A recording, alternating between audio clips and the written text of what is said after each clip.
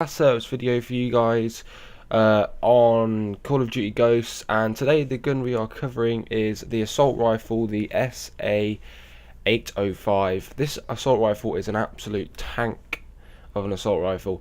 Plus it's only 6 squad points, so it's really cheap squad points for an absolute tank of an assault rifle. So obviously you can go ahead, choose any camo you like. I'm just rocking the ice camo, the season pass camo, which is excellent. Attachments, I like to run red dot because I'm not that keen on the sights. And other attachment I like to run is the silencer. I actually really like to run the silencer on this assault rifle. This is like one of the only assault rifles I do like to run it with because it's actually a pretty fast shooting gun, and it's also very high damage.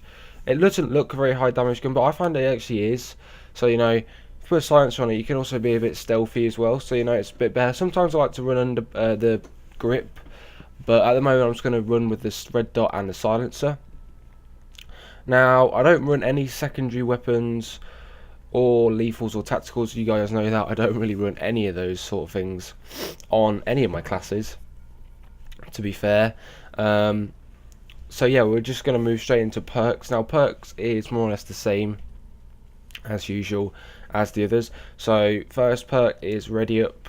After you sprint, you pull up your weapon much faster, which is brilliant.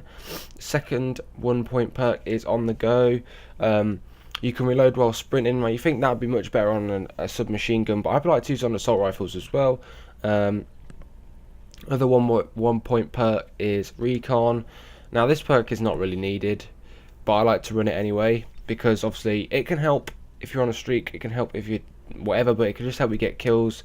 But obviously it's what's the percentage of chances of someone being hit by an explosive that's near you and you can see them through the wall is quite slim on this game. It used to be quite high, but I find now that the game's gone on more, no one uses lethals and tacticals because people just prefer to run without them so they can get extra points of perks, which is a good thing when they're into a down thing as well, but that's that. Next 1 point perk is resilience. Obviously I like to go everywhere on the map, so resilience helps me. I take no fall damage, plus if you're being shot at heights and you just drop down to get away, you don't take any more damage, so you won't die, so stops people from getting a kill. Moving on to the 2 point perks, my first one is ping. Ping is a really good perk to use because when you kill someone, it sends off a little ping slash UAV satcom thing on the mini map, which shows any nearby enemies, which is all excellent. It's really helpful, gives you a little bit of advantage over your enemies. Next 2 point perk is dead silence. Dead silence is actually really good for stealthy classes, and you move much silently, and footsteps, you can actually hear other players' footsteps louder, which kind of makes this perk a little bit OP, but I find it's much better if you don't have it on. I find it's really hard to hear your enemies, so it's a good perk to have on. And last but not least, the third perk I like to run is off the grid.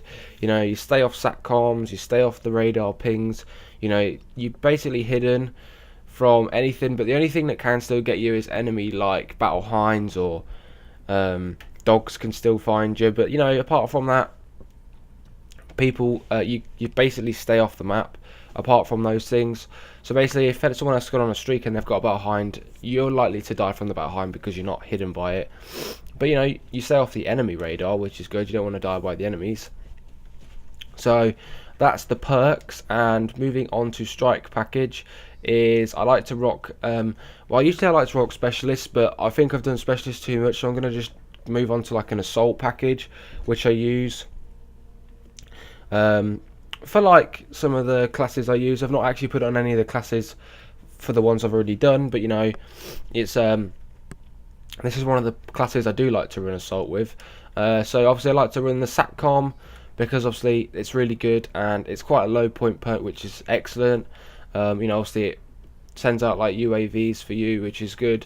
I think this is how it works. I'm not sure, correct me if I'm wrong guys, but I think if you have one satcom of your own, it helps you. But then if there's like 2 satcoms from the same team that's quite close together, it helps the whole team. Everyone can see it. I'm not quite sure. So I think 1 satcom helps just you, and then if there's 2 satcoms near each other, that helps the whole team. It like supports everyone else. But I'm not quite sure. That's what I think it does. But then again, it might not. I just thought it would. Did, but obviously not. I don't know. But anyway, moving on to 5 points or 5 kills is the guard dog. Man's best friend. Choose between a wolf or a guard dog on the customized menu. Obviously, they brought out the wolf thing. I never used it because I wasn't really a fan of Ghost around Christmas time. But since like New Year New Year seems such a long time ago now. Now that we're in June, but it's actually a really good thing. They are slightly OP. I'd say dogs are OP quite a bit, and they can tank a lot of hits. But they're really good. They're really agile. If you're like sort of going around a corner and there's an enemy just about to come around and you've got your guard dog, the guard dog will activate and get him out, clear him out of the way, just because you never know, you might have died. But they're really good to have. I like it because it's something that also watches your back. That's a good thing. It watches your back. So that's the 5 points, and then I can rock the 9 points, which is the Battle Hind, which is like an attack helicopter / Pavlo from Modern Warfare 2. It's actually really tanky, but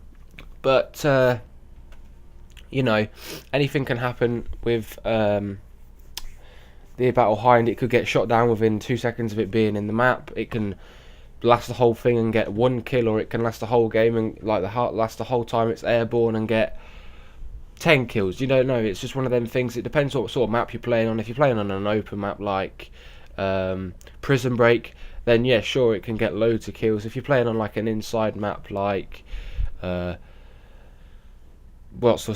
is it Sauvignon, the one that's inside where you can get the Helon gas? That one, that's quite indoors, but I know there's the glass, but like it doesn't do as effectively on that map. So it depends what map you're on.